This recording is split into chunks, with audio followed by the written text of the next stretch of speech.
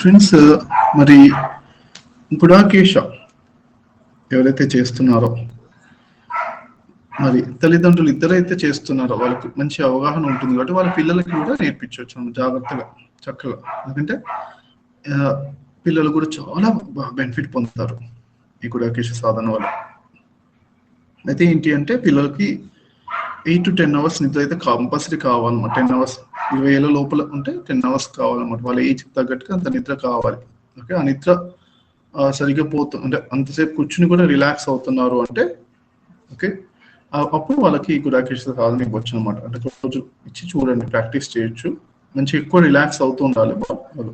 Okay, శక్తి బాగా పెంచుకుంటుంటారు అనమాట. అంతసేపు వాళ్ళు ఏదైతే ఇప్పుడు రోజు ఎంతసేపు నిద్రపోతున్నారో అంతేసేపు వాళ్ళు కూర్చుని ధ్యానం చేయాలి. అంటే చైర్లో కానీ కూర్చోవాలి, లేకపోతే మెడిటేషన్లో కూర్చోవాలన్నమాట. లేకపోతే ఎనర్జీ యోగానే చేసుకోవాలి వాళ్ళు. అంత టైం మాత్రం కాంప్రమైజ్ అవ్వద్దు. ఓకే, వాళ్ళకి శరీరానికి ఎంత రిక్వైర్మెంట్ ఉంటుంది, వాళ్ళ ఎన్విరాన్మెంట్ బట్టి, వాళ్ళ శరీర స్థితిని బట్టి, తమోగుణ రజోగుణ గుణాలు బట్టి, ఆహారాన్ని బట్టి, అన్నిటి బట్టి కొంత నిద్ర అంటూ అవసరం ఉంటుంది. ఎన్నెన్నో కారణాలు ఉంటాయి.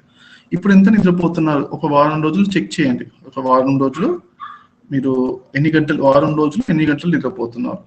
ఓకే, అన్ని గంటలు వాళ్ళు కూర్చుని కానీ చైర్లో కూర్చుని కానీ రిలాక్స్ అవ్వాలి, లేకపోతే ఎనర్జీ యోగా చేసుకోవాలన్నమాట. ఆ టైంలో అన్ని గంటలు అయితే ఉంటారు యావరేజ్గా. అది చెక్ చేసుకుంటే అది ఫస్ట్ బ్యాలెన్స్ అనమాట. ముఖ్యంగా మొదటి 2-3 వారాలు అలా ఉండాలన్నమాట. అది పెట్టేసుకుని చేయించవచ్చు, మీ పిల్లలకు నేర్పించవచ్చు. చాలా బెనిఫిటే అవుతుంది. ఓకే, పిల్లలకి ఇంకా హెల్త్ బాగుంటుంది కాబట్టి, ఎటువంటి నొప్పులు అలాంటివి ఏమి ఉండవు కాబట్టి వాళ్ళకి ఇంక ఈజీగా చేయగలుగుతారు. ఆటోమేటిక్గా ఇంకా శక్తి బాగా పెరుగుతుంది. ఆరా బాగా పెరిగినప్పుడు అన్ని స్కిల్స్ బాగా డెవలప్ అవుతాయి. పిల్లలకు కూడా మనం మూవీ మెడిటేషన్స్, అంటే మూవీ చూస్తున్నప్పుడు డీప్ స్లీప్ రావాలి వాళ్ళకు. ఓకే, అది ప్రాక్టీస్ చేయించాలి. అలానే మీరు కూడా అంటే పొద్దున్న లేవగానే ఓకే, మీరు కూడా పిల్లలకి ఇద్దరికి కూడా ఈ బ్రహ్మ ముహూర్తం టైం అనేది ఉంటుంది అన్నమాట. బ్రహ్మ ముహూర్త క్యాలిక్యులేటర్ గూగుల్లో సెర్చ్ చేస్తే క్యాలిక్యులేషన్ చేసిస్తుంది.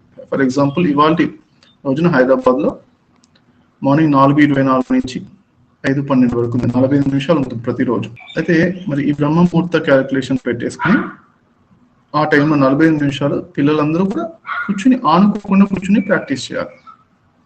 ఆ టైంలో 45 నిమిషాలు తర్వాత మళ్ళీ కుర్చీలోకి వెళ్ళిపోయి ఆనుకుని రిలాక్స్ అయిపోవచ్చు.